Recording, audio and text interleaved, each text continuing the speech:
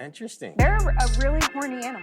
Oh, the sexuals, yes. We didn't come up with the stripper names. They chose us. Yo, welcome family. Welcome back to another episode of Common Conversations. Let's talk about sex. This is a show that we're talking about all the things as it relates to health, as it relates to sexuality, sensualness, sex, actual intercourse. And we have had some really great conversations as well as some really great experts to come in and chime with us. And the whole crew's not here today. It's just Ashley and I. So we get to do this a little different. Scared. You're scared? Yeah, because you don't act You want to right. get a little closer? I don't. Okay, see, right? We talk about consent often, right? So I did not consent to She sit does next not to you. consent next. No, you close because you're next. We also have to sometimes define our safe spaces, right? Mm-hmm. So we got a safe space. There's this line. There's a line, and right we're going to here. stay within it just today. Just for now. Okay, there it is. Let's get it. Let's go. So welcome to the show, right? So we've got a great guest with us today, and this particular episode is going to be centered around HIV, right? And how it affects both the white and black community. I hope that we'll get a chance to really take a dive into some disparities. And we're also going to probably tiptoe just a tad bit into substance abuse because we know they cross-relate. And the goal here is just to kind of explore, right? Because I don't know everything. I know a little bit, but we got an expert that knows all of it. So I want to welcome Sharita Walden to the show. She got like a whole bunch of letters behind her name. I'm going to let her explain it. She got like an M.A., a L.C.A.D.C.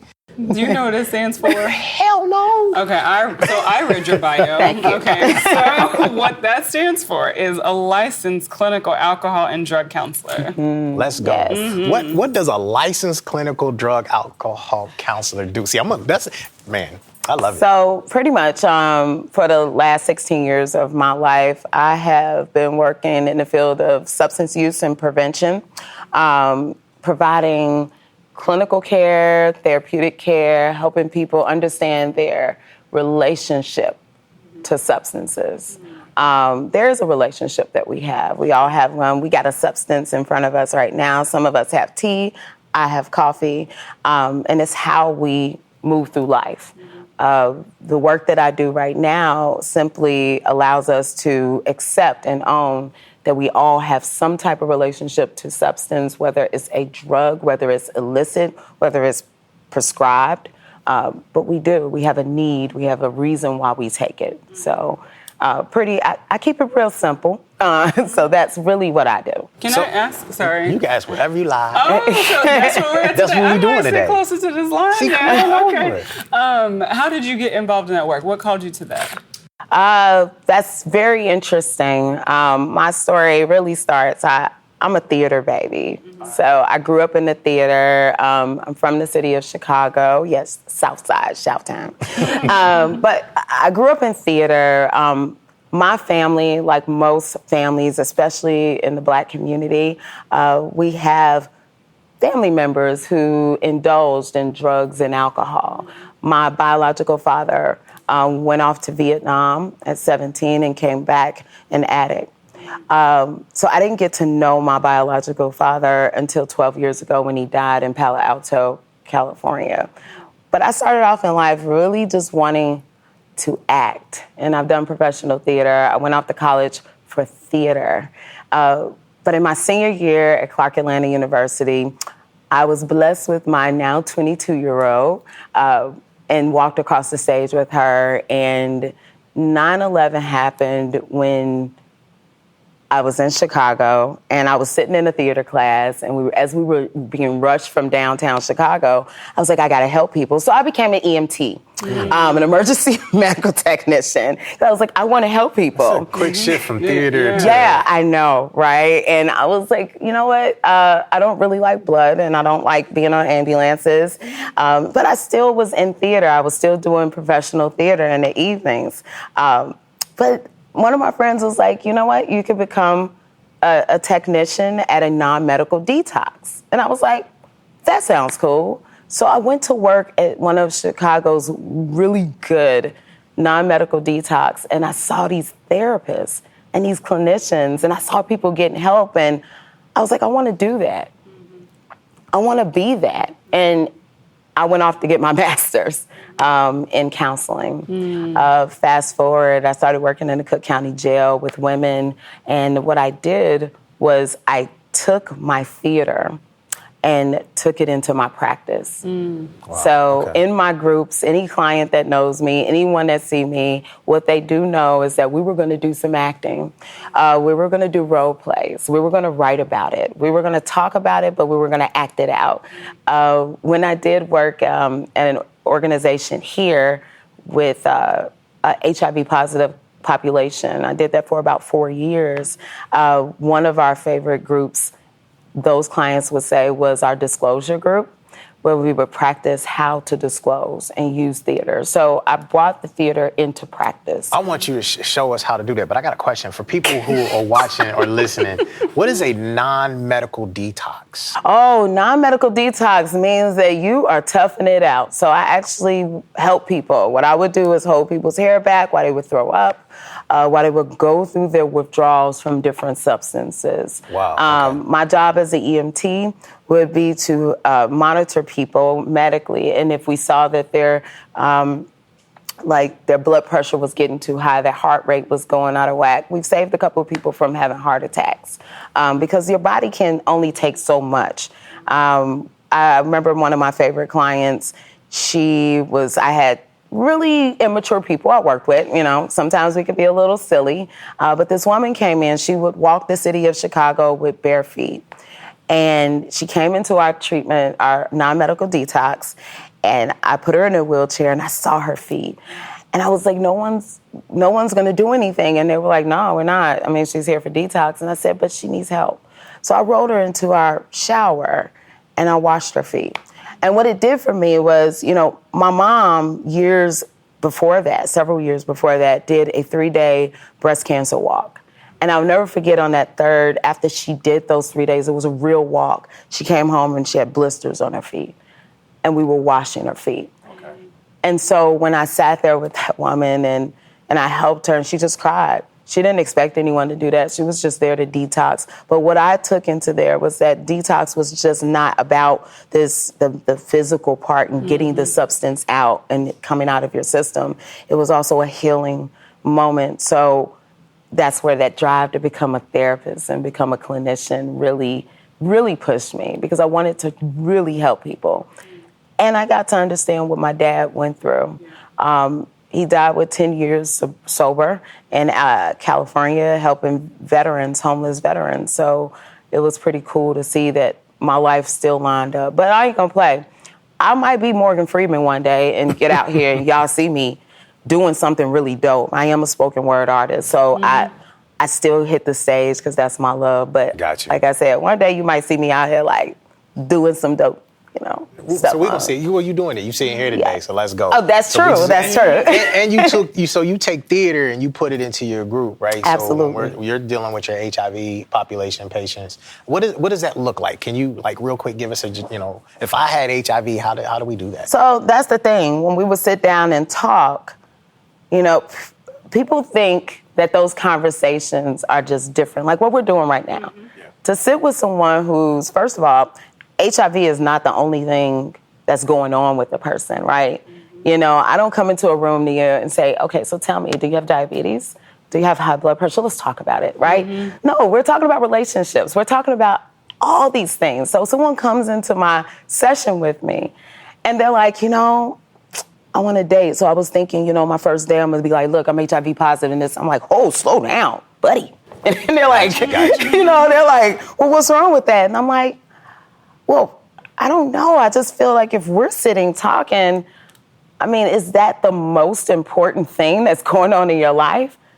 And they're like, no. I'm like, so what do you like to do, like on a Friday night? And they're like, oh, that's what I talk about? I'm like, yeah.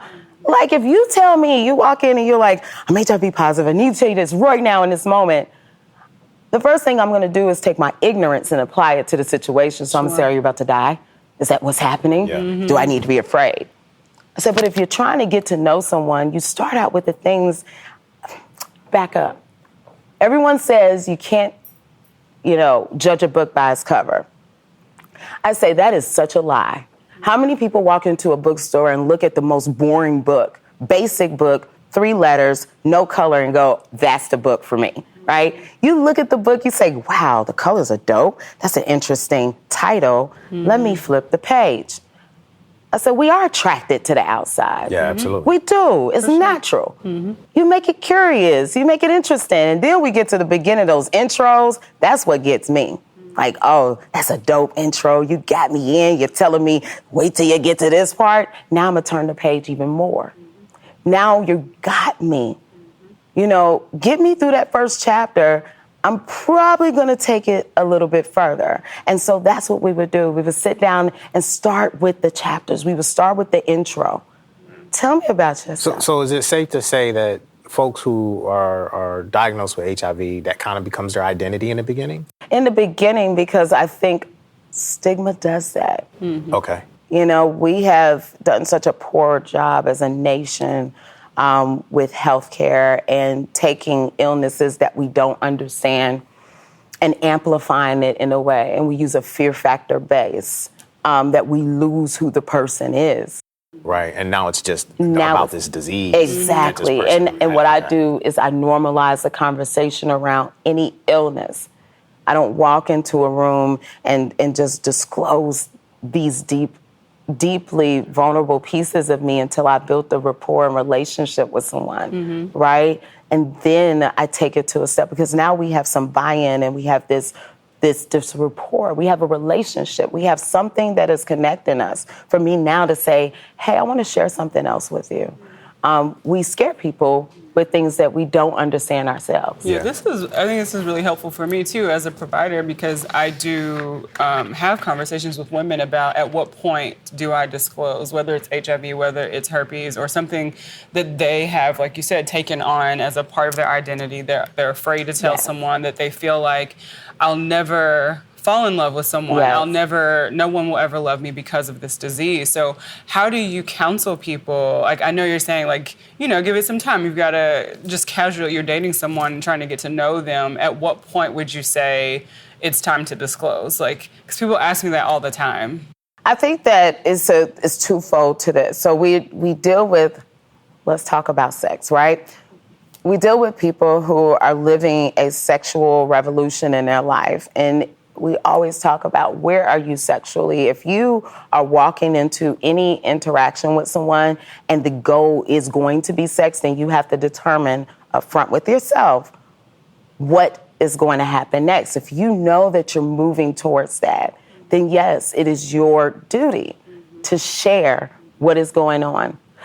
How we do that is we decide whether we want to make this about education. There's a lot of lack of information for us in our communities, and that's kind of widespread. So not just with the Black community, that's just with any community, not understanding where we are in HIV, right? Being at the point where if you're undetectable, then being able to contract or to being able to transmit HIV sexually is at 0, right? A lot of people don't know that. So hold on, let's step before you, because I want you to explain that, because we had Dr. Krager on the show, and for those who are watching or listening and you don't know, right, you're new to the topic. She, one of the things that she says that is consistent, that rings in my ears, that HIV is not a death sentence, right? And so when I was younger, we saw it and it was like, oh, HIV is AIDS, they're the same. Yeah. Can we explain that a little bit? Right. So HIV, human immunodeficiency virus, is a virus, right? When we're looking at acquired the disease, when we're talking about AIDS, those are two different. Everyone that has HIV does not necessarily develop AIDS. It doesn't go. We're talking about T cells. T cells are those. Now, I'm not getting into the medical part because Dr. Krager, that's her jam. Exactly. But just to make sure people understand that just because someone is HIV positive does not mean that they will then develop AIDS. You know, and I think that's the misconception is that people hear in that. Community, people use them interchangeably Yes. as if they are the same And illness, it's not. and they're not. There are people who are living with HIV long term, who have never developed AIDS, who are at an undetectable status, meaning that their viral load is so low in the body that it's not detected. Okay, Gotcha. That's what undetectable mean. But we have a lot more individuals that are living their very healthy life. Actually more healthy than some of us. Some of us dealing with diabetes, cholesterol issues, you know, issues with our mental health. Like, there's a lot of people living HIV positive, but also much more healthy because they're being more intentional about their body. They're taking the antiretroviral medication, which is what keeps the HIV, the virus itself, at that undetectable level. Got you. Thank you. So Just to give that little bit. But Dr. Craig, she's dope. Yeah, she is. She's fire. Yes. We're going to have her back and take some That's other deep awesome. dives. Yes. So I had a couple stats, and I'm curious because you said community and kind of bringing it in. And one of the stats that I had was like 1 in 27 African-American men will be expected to be diagnosed with HIV, where their white counterpart is 1 in 171 persons. And then it's like 1 in 2, 50% of all men who have sex with men are diagnosed with HIV. And I'm focused on men in this space because I keep having this question in my head. I was like, so, you know, if you are gay, you're more likely to get AIDS, not if you're heterosexual, right? Or is, you know, HIV. Or HIV, right? So what does that look like for those who are actively having sex, whether it's hetero or gay? I think that and this is more of my, I'll say, opinion, because the stats, they are accurate. I think what we're seeing, though, is this space where people, these labels of who is doing what behind the closed doors and people not wanting to label themselves, so men sleeping with men. We keep leaving out women who are involved with these men who are becoming positive, women who are married to the same men. So I look at, when I hear the stats, and I hear you, I know that men seem to be at the top. I'll tell you from my perspective, though, there are programs in my role that I'm in now that we operate in this city, the syringe service programs. And we don't have a lot of Black men, let alone Black women, but Black men that come to our services. And when I say our services, the syringe services programs in this city that are operated in conjunction with the health department, we provide sterile syringes to individuals who use syringes. Syringe use can be at the highest rate of transmission. Why? Because we got blood, right? We're talking about direct blood. Unfortunately, the Black community is not the highest, is not one of the highest communities of actual syringe use. You're talking about out of the 100% that use it, we're talking about maybe 15% are Black community members, right? Huh. Yeah, that's not a lot. We don't have a lot of engagement. What that also tells me is that we cannot determine that HIV transmission is just primarily syringe use for us. Now, in other communities, especially white communities, absolutely. We saw it in Indiana when it happened with that real uptick of HIV transmission. Yeah. Yes, when that happened and the syringe service program came in and you saw it take this deep dive, right? Well, it was a white community. White community members tend to use it more. The decrease in fatal overdoses, and I'm not going to step away from HIV. I'm bringing it back around. No, you're good, because I actually have a question. That decrease in fatal overdose that was experienced here in the state of Kentucky, that 5% decrease was the white community. Mm-hmm. It was not the Black community. So what does that say? That says that we don't have Black people practicing with PrEP, which is pre-exposure prophylaxis, right? This is the medication that you can take if you're going to continue to have unprotected sex or have sex with someone and not know their status to protect yourself, right? We don't have that.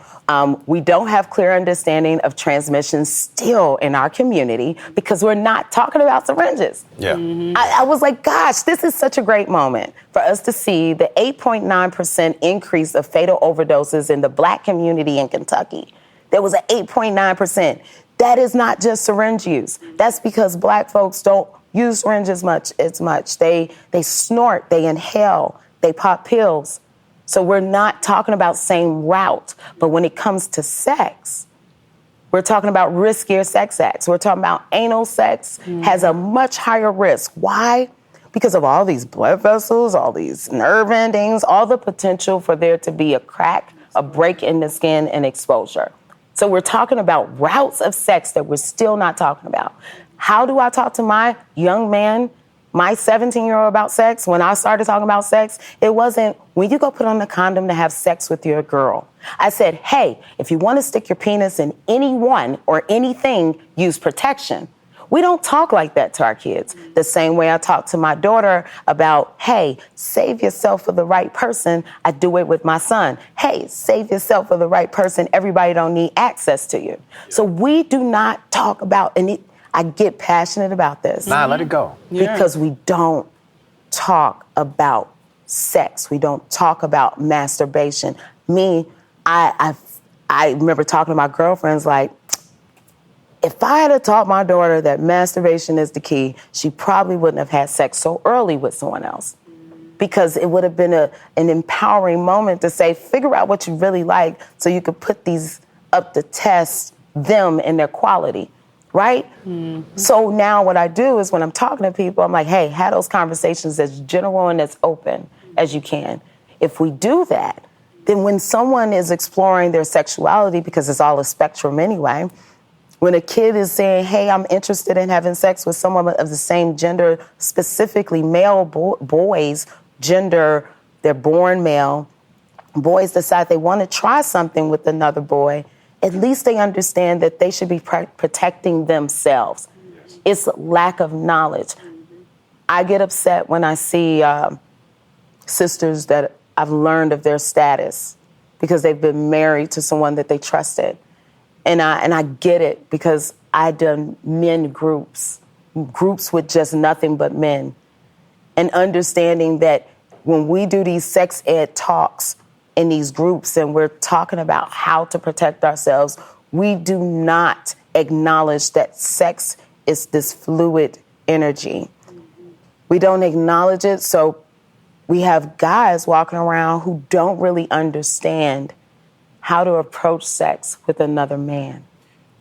And that's where we're failing. What do you think that is? Is it because of the stigma of being gay? Yeah, for sure. Absolutely. So yeah, you know that. And then you take those guys and put them in a room and say, check this box.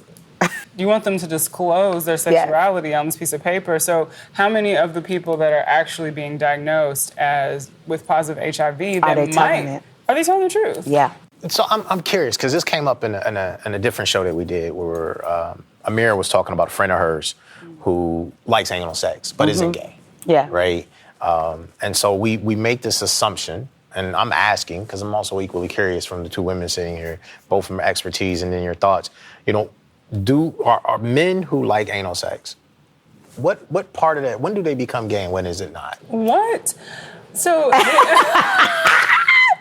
Miguel, so that's essentially saying that certain sexual behaviors are attributed to a certain group of people. Like exactly. The LGBTQ plus community doesn't own anal sex. They don't. So that's not fair. Like it would. I mean, stop it. I just had to ask. I was curious. I've not ever asked. I know, and I think it's interesting to have that part of the conversation because I had a feeling you was about to ask that question. I think, and I love how you framed that. You know, anal sex is not owned by this one community, right? That is so dope to say it that way. Because then I'm like, well, I mean, so for oral sex for women, so is that an indicator that one day this woman is going to say, you know, I'm done with men because she really likes oral sex?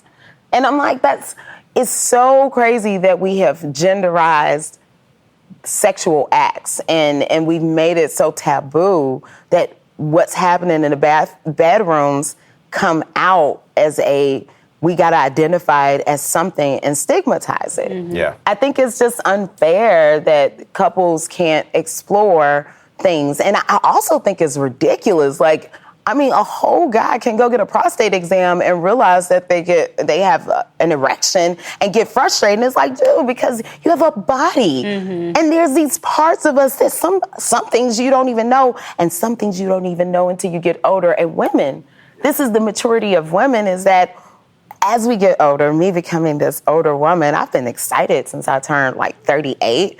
I was like, gosh, these 40s feeling dope.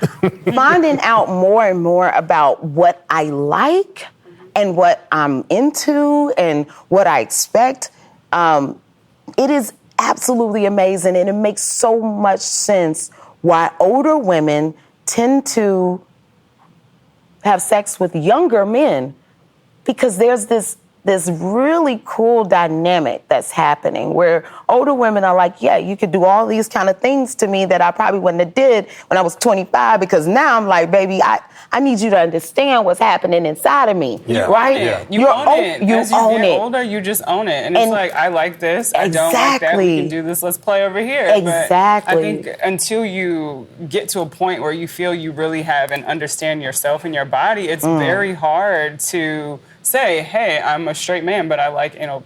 I like anal play, where it makes so much sense. There is such a very sensitive part there that I wouldn't understand why a man wouldn't. It's on your body. Why are you denying yourself something because someone told you that route is...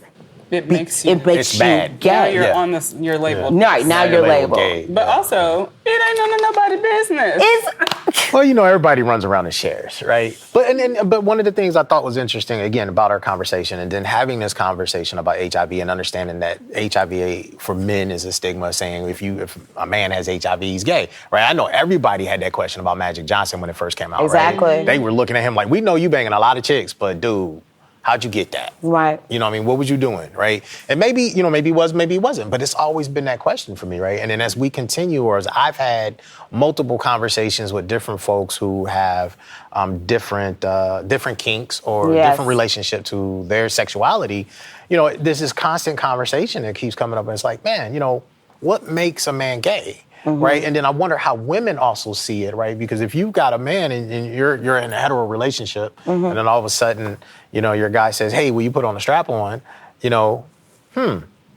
What does that do to the nature of that relationship and that couple if you're not prepared for that? So I don't know, y'all. We went that direction. We're way off topic. We did. But y'all opened the door, it's relative. and thank you for letting me ask. But it's relative, because what we were talking about was the risky behaviors that can influence or lead to, an HIV positive status, right? And when we're talking about anal sex, so that's where it really came from, is talking about one of the riskier, sexual acts. But we can look at it all. And the problem is there is going to be skewed information, because even though this paper is confidential, I'm giving it to a practitioner, and the practitioner is keeping it in this chart that's away from everybody. I still have to see it, and I have to own it for myself. So I have to own it for myself. So I think it's just so hard in our community, in every health disparity out there, for us to figure it out. But what I take it back to is lack of education, lack of authentic conversation, and conversations without judgment. And that's what it just comes down to. If I can have these kind of conversations, and I always said it with the groups when I worked at that organization, those conversations with those men that got to some brutal, honest spaces in a small space like Louisville. Because Louisville's small. Yeah, it and a lot of people sleeping around with everybody that knows each other.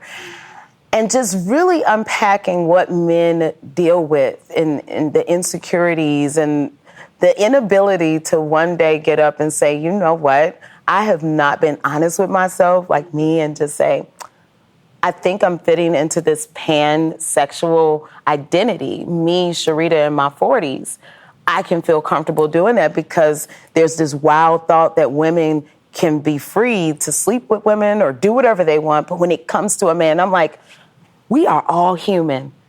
You think there are men who do not share the similar experiences as women who have grown and blossomed into themselves. That's so unfair to think that it's okay for me, but a male sitting next to me cannot experience the same revolution. How dare we? How dare we create a world where now we have to worry about fear of someone giving me something I did not ask for, an illness that I will have to manage for the rest of my life, simply because he just did not own who he was. That's so unfair. Yeah. And that's what I learned working and sitting with men, is like, gosh, if you had these safe, brave spaces to open up and say, I've always wanted to explore. I don't see anything wrong with that. To hear men who I'm sitting here like, and there's absolutely nothing wrong with that, because no one says anything wrong with me. So on this journey, because I mean, that's also part of one of our bigger questions, right? Or conversations is health, right? Yes. Safety, and if we can, avoid STDs, then that's the best pathway.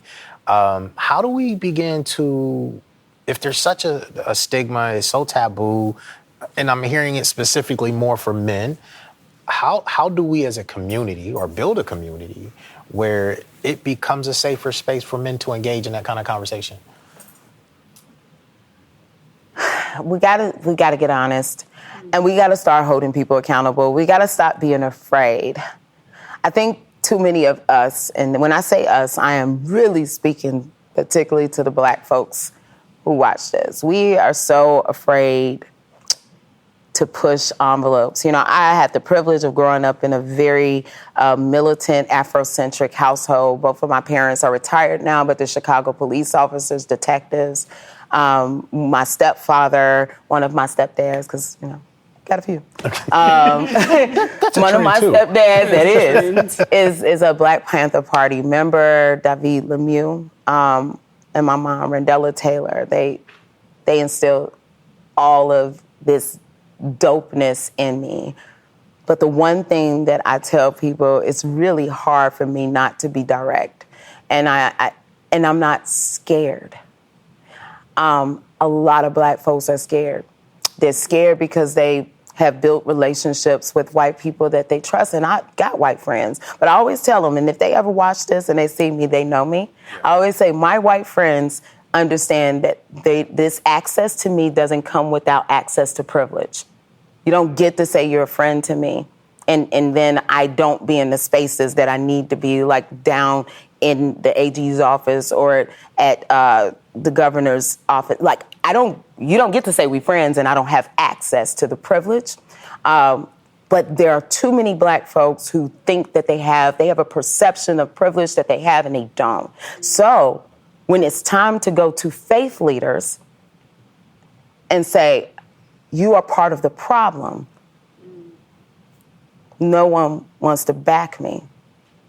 There's a saying I learned, and I won't use the whole word. I learned it when I went to National Harm Reduction Conference last year in October, which was so dope. It was in Puerto Rico. My first time there. It was scared ends. Scared ends don't get choices. Scared ends don't get choices. One thing about me, and one thing about, I had a friend tell me, Sharita, it's like you don't have anything to lose. And I said, no, correction is I have everything to lose if I keep my mouth shut. Mm-hmm. We got to hold the faith community accountable. You have created a way where your space is no longer safe. People are literally dying. Marriages are falling apart. And the only thing that you can sit up and focus on is because someone wants to have sex with the gender that's the same as a problem. And you have people who are losing limbs because of poor eating habits, because of gluttony, which is, I believe, a sin. But you want to focus on, if I want to have sex with a woman because I'm married to her, or I'm in a committed relationship where I'm not cheating, or a man who dresses feminine or feels good and secure in his femininity, right? You want to focus on that, but you don't want to focus on why moms are burying their children. You don't want to focus on why people can't come into the church house and still deal with their substance use. You don't want to focus on any of those things. And you better not come in there talking about HIV because a lot of them still living in the 80s. So when I look at why, I look at the faith community. We've allowed systemic racism to come inside. And don't get me wrong, systemic racism is a part of why the Bible is treated the way it was. I mean, slave owners actually used the Bible to make us do what we needed to do. Because God said so, right? So I get it, but I look at Black faith leaders specifically, and I say, you need to be held accountable. If I'm going to hold our government accountable, you don't think I want to hold faith leaders, but what happens is Black people walk away from me. I'm often going to be alone. People always say, where did you come from? When they started hearing me talk, I said, because I don't join movements where I'm just walking up and down the street because I'm mad. My movement is really deep. I was locking my hair when it wasn't a trend. People were calling me Whoopi because that was the only person they had a reference for, my own people. I didn't become a poet because it was cute.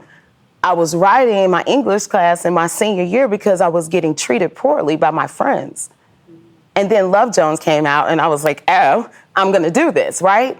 But I keep telling people, it's not a trend for me, my Blackness. I show up Black, and the only time in my life I could ever just not code switch was the 4 years I was in Atlanta at Clark Atlanta, and I had a professor, Grady, from Sanford and Son. My professor cussed me out. He cussed me out because I showed up late, not because he was white and I was Black. It was because I was late and it was unprofessional, and I cried and turned around and said, one day I'm going to talk about Grady cussing me out, and this is amazing. And I was pregnant, and he said, this is unprofessional. Don't you ever do this. And a lot of people, especially one of my friends that's in this room, will probably say, and she's still late to this day. And I know that, and Grady is probably looking at it. But I say all that to say that the passion and the fight that I have in me, y'all, nobody wants to join that team because they scared. They scared of losing access to the privilege that they have with those that got more, and I'm not. I'm scared, like Fred Hampton say, I'm not going to die by no plane. I'm not going to die slipping on no ice. I'm going to die for my people because I love my people. I love my people. I'm going to die for the people. I really do fight for our people. But not a lot of us fight for us. So when I approach a church or I approach someone, I ain't got a crowd behind me because people are like, I ain't gonna say nothing. I'm sitting here like, y'all got blood on your hands, just like this government do. I think too, I feel like what you're speaking to is having true community, right? Yes. Because I think when you exist in a space where, families fight, it doesn't mean I don't still love you, but exactly. At the end of the day, I think in order for us to truly affect change, we have to have some very candid and very courageous conversations as a Black community. So I really feel like that's kind of what we're speaking to. So do we have time to go into the other piece, or are you about to wrap us up? Because I see it on your face. Let's jump into it real quick. I know, right? No, you good. I'm in my head. I'm like liberator, activist. Right. Which do you claim, also, or do you who was claim on your both? earrings that you just took off? I don't know that sister. It was it looks like Angela Davis. But it did, and she was giving me those vibes. But when I saw them, I was like, "Gosh, those are mine." So it's not a known. It's an artist, I'm sure, that found a beautiful sister to draw. We'll have to drop pictures of her earrings. Absolutely. But let's go into the last piece before we wrap up. Okay, fine. You know what I mean? Because this has been great. Yeah. And we want to make sure that folks get something out of this, right? And they take away. And I know our latter part was talking about an overdose that occurred locally, right? Yes. And understanding that there's a dynamic happening. And I'll lead with this because it's related, because I have a lot of friends and family who knew these folks. Yeah. And the conversation that we had privately kind of went like this. How is it that Black people don't have access to information as it relates to the overdoses that are happening in our community? Or do we not have access to Narcan? Or, and then I remember posing a question, and we started talking about drug use. So growing up, and you mentioned a little bit, we talked about hot boxing, right? Or we talked about how some of the homies used to lace their weed with coke, and we knew drug dealers that actually lacing their whole kit with embalming fluid, right? Yes. And selling it. Or they Yeah. were putting PCP and selling it to folks so that they could get hooked on other things, right? But, you mentioned something before we started, and I mentioned a little bit, but I forgot about how often other people lace their weed so they can Yes. chase a high, Yeah. right? Because after a minute, a thing isn't not the thing It's anymore. not a thing. And I want to touch base, if you would share, kind of what we talked about and touch base on that, as it relates to what we're facing today. Yeah. First, I definitely want to say my heart and thoughts go out to the family that lost, the young man that lost his dad and his partner or girlfriend. I'm not sure what they were. But it's definitely a little bit of both. It's not just that the Black community doesn't have access. The Black community suffers from a comfortable ignorance. And I say that with love.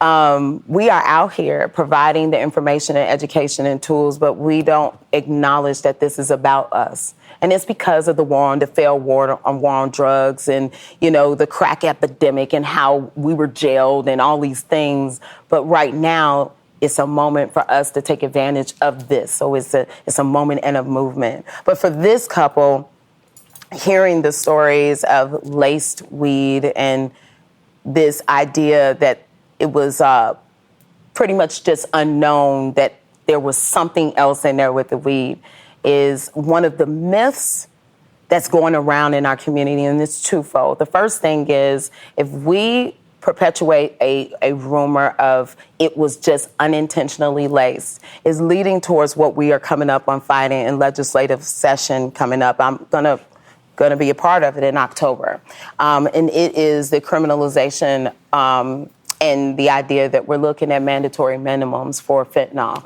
And if anyone hear me say mandatory minimums, you were born and alive during the time of the war on drugs, then you go back to the crack epidemic and how people were getting locked up for having crack, right?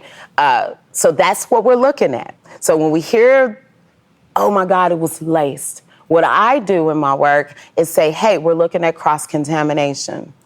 So if these individuals that were having a good time, wanted to have a good time, did not choose to add a pill that they may have thought was a Molly or ecstasy or something to excite their night, a perk to make sure that the high would extend a little bit better, if they didn't choose to add that in there, we could be talking about cross-contamination, meaning if someone is putting together their substances, who's packaging it and going to sell, my street pharmacists, they're not wiping down their equipment. The baby that died in January of 2022, when I started this role, was a little girl out in the PRP area who may have touched something on the table. Cross-contamination, not cleaning up where you are packaging, can be harmful to people. So if someone is packaging weed and they're also packaging coke and they're packaging heroin, they're packaging and they're not wiping it down, there's a possibility that fentanyl can get onto marijuana. But some of the things that I teach people, especially my weed smokers, because I got a lot of them around me, because we are not a legal state yet, we don't have dispensaries. So being mindful that if you show up to a session, that you don't show up to a session where the blunt is already rolled. You want to know what's happening with that blunt. You want to know what's in there. Bring your own stuff. If you don't want to experience an additional high, you don't trust who you with, don't smoke from that one. And then watch other people. In the world of harm reduction, we say go slow before you go. Yeah. So you're testing. Taste it, hit it. What does marijuana do to your body? Marijuana should not have you nodding. It should never have you do that. If you experiencing this, you're going down, your breathing starting to get slower, then yeah, this might be something else additional, okay? Never use alone. Those two individuals use the same thing together, so it's as if they used alone. There's an actual number that people are calling that if you don't want to use alone, but you are by yourself, you call this number so that people can make sure that you don't overdose and die, okay? Or they'll walk you through how to test. There's fentanyl test strips. They have been made legal this year. test your products. You can test marijuana too. I was going to ask you about that because I was curious. So where would you get a fentanyl test strip? So I am the executive director for Kentucky Harm Reduction Coalition, and we were the first organization to provide them while they were illegal. Yeah, we abolitionists. Let's get it. That we provide fentanyl test strips, and in fact, I got fentanyl test strips with me today and Narcan. That I could leave for anyone that's here. Yeah, absolutely. But we provide fentanyl test strips to the community. We show you how to use it. Fentanyl test strips for marijuana, there's a couple of ways to do it. I tell people to do a good eyeball, but if you see like a dusting on your plant, I tell people to use the bag, because this is what our participants, people who actually use, have told us. Use the bag, put the water in there, and test the bag. And if the bag comes back positive for fentanyl, then yes, it has fentanyl on it, right? You can test the bulb, but it's a little bit difficult. So, but we have those products, our organization, people can order them. We also have a location in the west end of Louisville, which is where a lot of our highest number of overdoses are happening here in Louisville. It's at the Redeemer Church over in West Louisville. That's where we are on Mondays, and we have fentanyl test strips, we have Narcan and other harm reduction products. The reason why this is so closely related to HIV is because we also do testing. We do HIV testing, we do Hep C testing, and we also provide resources, and we provide safe sex supplies. I also now have a new collaboration where we provide birth control. We provide Plan B. We provide things that people need access to. And later on in the year, I'm going to provide more things for our community. Up in New York, they have safe smoking kits. They also have safe marijuana kits, something I've never seen before. I love all the stuff you're sharing. And I'm curious, right? Because we're in Louisville, and I know right across the river, less than a mile, we got a whole black community who's asking the same questions. And unfortunately, I won't say none.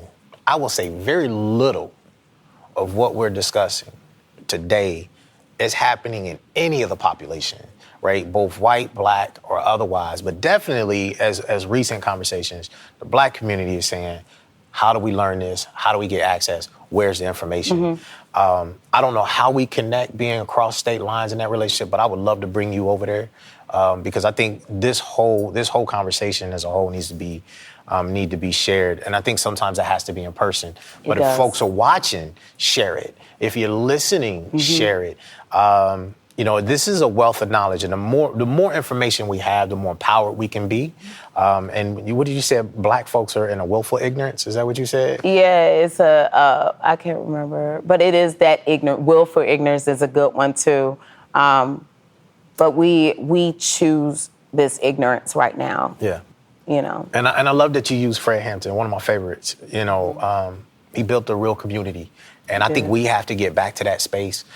You poked at the religious community, and sometimes I pick at them as well because once upon a time our black pastors were our leaders, and that seems to be a bit segregated sometimes, right? And so we're picking our poison, so to speak, in which we're going to educate folks on and build. And I think we do have to be consciously aware of all the things that affect our community as a whole. We have to own that and control that. So I appreciate you being here. It has been a pleasure to sit with you today. I thank you for all the knowledge, and you got to come back and play with us and hang out and do some more. Is that cool? This has been great. I really enjoyed it. Doc, any takeaways before we walk out of here?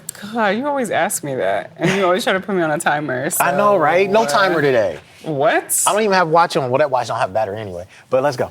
None of my watches have batteries because I don't believe in telling time. Really? True story. Except for when we're in class and you're trying to tell people to start on time. They pay me to be on time. Oh, okay. I'm just checking. It's African culture, too, you guys, that we are not about time. We're about what happens in that the time. Experience, the present. We are present here today. I guess my takeaways, there are lots. There's so many pieces. I think one of the main things is, like, we have to, as a community, be engaged in very convicting but candid conversations about what's going on in our community as it relates to sex, as it relates to, drug abuse, as it relates to HIV, and just be willing to engage in conversations and be educated versus living in fear. Let's get it. Let's go. Sheree, anything you want to leave for the audience, folks who are listening, watching? I think just you all creating this kind of space and then taking it back to your own personal communities. Let's get back to our childhood of building relationships with our friends and telling each other secrets.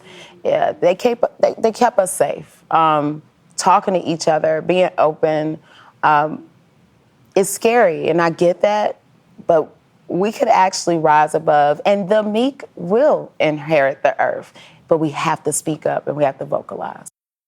Mm-hmm. That's it, my good people. Let's build community. Let's give each other agency and empower us to live our best lives and face the things that we cannot change so that we can change them. Real talk. This is Common Conversations. Let's talk about sex. We'll see you in the next episode. This program is supported by the Health Equity Innovation Hub at the University of Louisville. The views expressed are not necessarily those of the funder.